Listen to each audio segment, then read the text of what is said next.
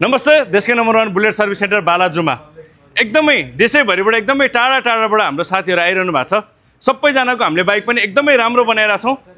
अनि तपाईँहरूलाई पनि यस्तै राम्रो सर्भिस चाहिएको छ भने बुलेटमा एकदमै धेरै प्रब्लमहरू तपाईँको आइरहेछ, एकदमै कहीँ बनाउन सकिरहनु भएको छैन भने हामी तपाईँको बाइक ग्यारेन्टीको साथ बनाउँछौँ।